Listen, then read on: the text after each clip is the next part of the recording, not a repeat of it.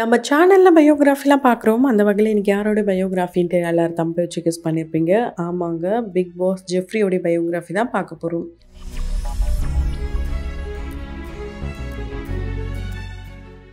இவரை பற்றி பார்க்கறதுக்கு முன்னாடி இது வரைக்கும் யாரெல்லாம் நம்ம சினி சமூகம் சேனலை சப்ஸ்கிரைப் பண்ணலையோ அவங்க எல்லாரும் மறக்காமல் சப்ஸ்கிரைப் பண்ணிட்டு பக்கத்தில் இருக்க பெல் ஐக்கானையும் மறக்காமல் ப்ரெஸ் பண்ணிடுங்க. ஜெஃப்ரியை பார்க்கும்போது எல்லாரும் ஆரம்பத்தில் இவர் என்ன அசல் கோளாறு அண்ட் நிக்சனுடைய உருவம் மட்டுமே இருக்காரு அப்படின்ட்டு நிறைய பேர் கமெண்ட் பண்ணிட்டு இருந்தாங்க. அது மட்டும் இல்லாமல் ஆரம்பத்தில் இருந்து ஒரு நெகட்டிவ் ஷேட் இவருக்குள்ளே இருந்தது. ஆனால் இப்போ பார்த்தீங்கன்னா அப்படியே ஒரு பாசிட்டிவ் ஷேடோடய வளம் வந்துட்டு இருக்காரு. சொல்லப்போனால் இவர் டைட்டில் வின்னர் ஆகிறதுக்கான வாய்ப்பு கூட இருக்குன்ட்டு இவருக்குன்னு தனியாக உருவாயிருக்க ரசிகர்கள் சொல்லிட்டு இருக்காங்க. ஆமாங்க, சிங்கிள் மேனா வந்து ஒரு ஆர்மியே உருவாக்குற வகையில இப்ப அவருக்குன்னு ஒரு தனி பவரே வந்துருச்சு. அந்த அளவுக்கு எல்லா இடங்கள்லயும் பாத்தீங்கன்னா சுயநலமே இல்லாம ரொம்ப ரொம்ப போல்டா எல்லா கருத்துக்களையும் முன்வைக்கிறதா இருக்கட்டும், யாரை பத்தியும் பின்னாடி பேசாம எதுவா இருந்தாலும் ஸ்ட்ரெயிட்டா பேசுறதா இருக்கட்டும், அந்த அசல் கோளாறு நிக்சன் கூட எல்லாம் இவரை கம்பேர் பண்ணாதீங்க, அவங்க வேற இவரு வேற, இவரு வந்து ரொம்ப ரொம்ப குட் பாய் அப்படின்ட்டு இவருக்கு தனியா நல்ல கமெண்ட்ஸ் எல்லாம் வந்துட்டே இருக்கு. அந்த வகையில இவர் உங்களுக்கு ரொம்ப ரொம்ப பிடிக்கும் அப்படின்னா கமெண்ட் பாக்ஸ்ல மறக்காம கமெண்ட் பண்ணுங்க. ஃபர்ஸ்ட் இவரை பிக் பாஸ் வீட்டுக்குள்ள என்ட்ரி ஆனதும்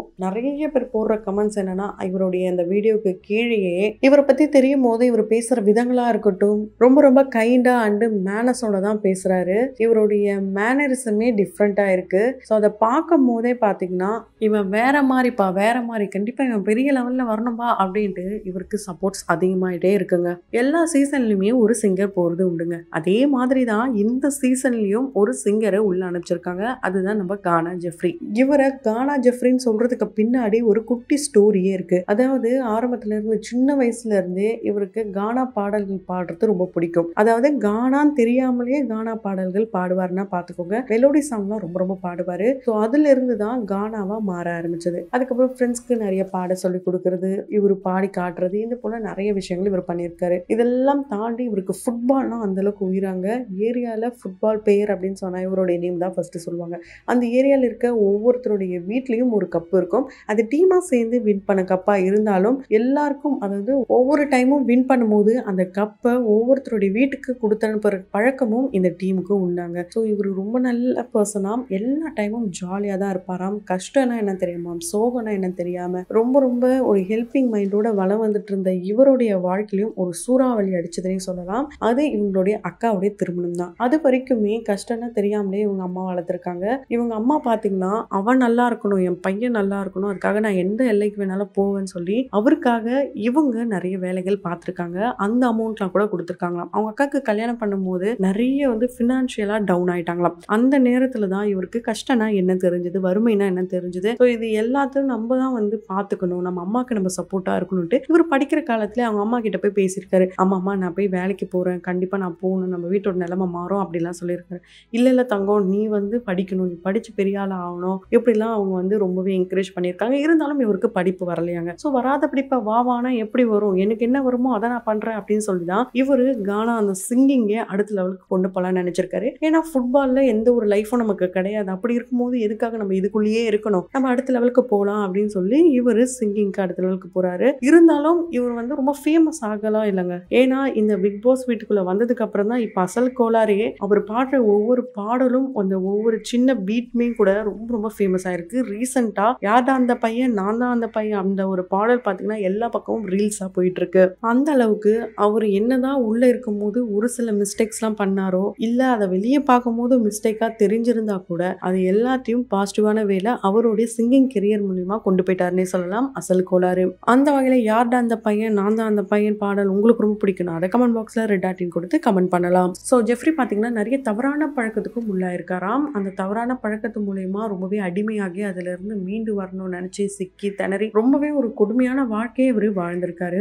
இவருக்கு காதல் தோல்வியும் நடந்திருக்கு. என்னதான் அந்த காதல் தோல்வி அவர் சிரிச்சுக்கிட்டே தர்ஷிகா கிட்ட எல்லாம் சொல்லிட்டு இருந்தாலும் அதை வந்து அந்த பெயின்ஃபுல் இவருக்கு அந்த முதல் காதல் அப்படின்னு சொல்லும் போது அந்த ஒரு காதல் தான் ஞாபகத்துக்கு வருது. அது எந்த காதல் பாத்தீங்கன்னா, இவருக்கு 12 வயசு இருக்கும் போது கிட்டத்தட்ட 6 வருஷமா ஒரு மலையாள பொண்ணை காதலிச்சாராங்க. ஆனா இவர் கையில போன் இல்ல, அதாவது 2 பேர் கையிலும் போன் இல்லைன்ற ஒரே காரணத்தினால இந்த லவ் வந்து பிரேக்கப் ஆயிருக்கு. ஏன்னா பேசி இருந்தா நான் பிக்கப் பண்ணியிருப்பேன், பையன் இல்லாதனால தான் இப்போ அவங்க வேற யாரையோ காதலிச்சு போயிட்டாங்க, என்னுடைய நிலைமையை பாத்தீங்களா அப்படின்ற மாதிரி அவர் ரொம்பவே சிரிச்சுக்கிட்டு சொன்னாலும் அதோடைய வலி வேதனை அவருக்குள்ள இருக்கதான் செய்யுது. அது மட்டும் இல்லாம அவர் எல்லா இடங்கள்லயும் அம்மா அம்மா இதை பத்தி தான் பேசுவாரு. அவங்க அம்மாவை பத்தி பேசும்போது அவர் எமோஷனலாகவும் ஆவாரு. அவருடைய பெயின்ஃபுல் ஸ்டோரியை கேட்கும் போது கூட ரொம்பவே எமோஷனலா இருந்தது. என்னன்னா அவங்க அம்மாவுடைய கழுத்துல தாலி கொடி கூட இல்ல. எங்க அம்மா கவரிங் நகைலாம் போட்டுட்டு போயிட்டு வந்தாங்கன்னா அவங்களுடைய கழுத்துலாம் பாத்தீங்கன்னா கருப்பாயிடும், புண்ணாயிடும். அதெல்லாம் பார்க்கும்போது என் மனசு வலிக்குது. எந்த கஷ்டமும் எனக்கு தெரியக்கூடாதுன்னு நினைச்சு வளர்த்த இவங்க இவ்வளோ கஷ்டப்படுறாங்கன்னு தெரிஞ்சது எனக்கு உயிரே போன மாதிரி இருந்தது. கூடிய சீக்கிரம் அவங்களுக்கு நான் தாலி கொடி வாங்கி தரணும்னு ஆசைப்படுறேன், அவங்கள நல்ல நிலைமையில வைக்கணும்னு ஆசைப்படுறேன் அப்படின்ட்டு அவங்க அம்மா பத்தியும் அவர் ரொம்பவே எமோஷனலா பேசியிருப்பாரு.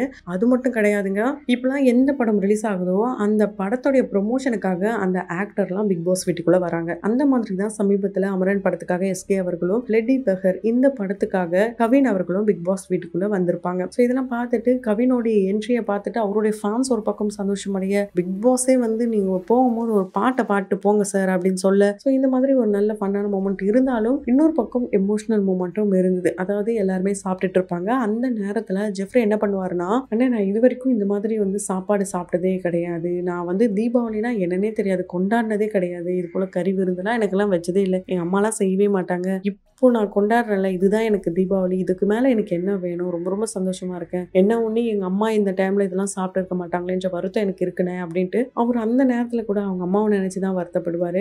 ஒரு லெட்ரு வந்திருக்கும், அந்த லெட்டரையும் நினச்சி வருத்தப்படுவார். ஸோ இவருடைய வாழ்க்கையே ரொம்ப சோகமான வாழ்க்கையாக தான் இருக்குது. ஆனால் அது எல்லாத்தையுமே மறைச்சு இவர் வந்து ரொம்ப சந்தோஷமாக நம்ம சுற்றி இருக்கிற எல்லாரையுமே சந்தோஷமாக வச்சுக்கணுன்ட்டு அப்படியே கவுண்டர் கொடுத்துக்கிட்டே இருப்பார். நல்லா ஃபன்னாகவும் வச்சுப்பார்.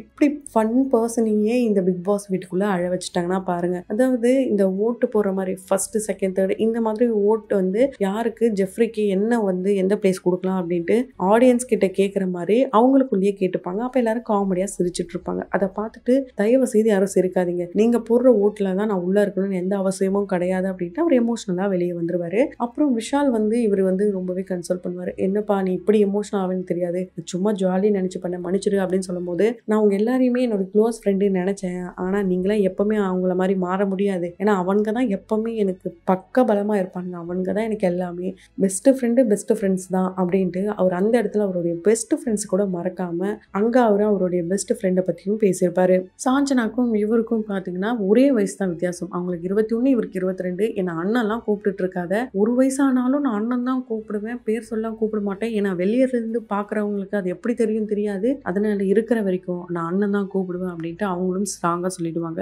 ஆனால் இப்படி அவர் முன்னாடி பேசிட்டு பின்னாடி போயிட்டு அவன் எப்படி இருக்கான் பார்த்தியா, இப்படி இருக்கான் பார்த்தியா அப்படின்ட்டு அவரை பற்றி கொஞ்சம் ஒரு சில விஷயங்களும் சொல்லும் போது அதுக்கும் காலையில் நடந்த ஒரு டாஸ்கில் அவர் ரிப்ளை கொடுத்துருப்பாரு. இங்கே பாரு, என்னை பற்றி சொல்லணும்னா என் கிட்ட வந்து சொல்லு சரியா, நான் இன்னும் குளிக்கல, அதனால தான் நான் இதே ட்ரெஸ்ஸில் இருக்கேன், அதை விட்டுட்டு உன்ன மாதிரி நானும் பின்னாடி போயிட்டு அவள் அப்படி சொல்லிட்டாலும் சொல்ல மாட்டேன், எதுவாக இருந்தாலும் நான் டைரெக்டாக பேசிடுவேன்ட்டு அந்த இடத்துல ரிப்ளை கொடுத்துருப்பாரு. அது மட்டும் இல்லாமல் ரியா வந்து வைல்ட் கார்டு என்ட்ரியாக வந்தப்போ என்னப்பா ஜெஃப்ரி சார் நீங்கள் எதுக்கு வந்திருக்கீங்கன்னு ஞாபகம் இருக்கா அப்படின்னு கேட்டதுக்கு அந்த இடத்துல அவர் எந்த ரெஸ்பான்ஸும் பண்ணாமல், நான் என்னை பார்த்து கேட்டவங்களே நான் திரும்ப கேட்கணும்னு நினைக்கிறேன் சார், என்ன மாதிரியா நீங்கள் எதுக்கு வந்திருக்கீங்க தெரியுதா அப்படின்ற கேள்வியை விஜய் சேதுபதி முன்னாடியும் ஆடியன்ஸ் முன்னாடியும் டைரக்டாக கேட்டிருப்பாரு நம்ம ஜெஃப்ரி அவர்கள். என்னதான் இப்போ பிக் பாஸ் ஜெஃப்ரி அப்படின்னு சொன்னால் நம்மளுக்கு தெரியறதை விட குழந்தையிலேருந்து அந்த ஏரியாவில் இருக்க பசங்க எல்லாரும் சேர்ந்து இவரை டிக்கு டிக்கு அப்படிதான் கூப்பிடுவாங்களாம். இவர் எந்த அளவுக்கு ஒரு ஹெல்பிங் பர்சன் அப்படின்னா, காசு பணம் தான் கொடுக்க முடியல, நம்மளால முடிஞ்ச உதவியை பண்ணணும்ட்டு ஒரு 12 மணிக்கு ஒரு பாப்பா உள்ள தாப்பால் போட்டுட்டாங்களாம். அந்த பாப்பா தெரியாம உள்ள மாட்டிக்கிட்டாங்க அப்படின்னு சொல்லி அவங்களுடைய அம்மா கதறி எழுதிருக்காங்க.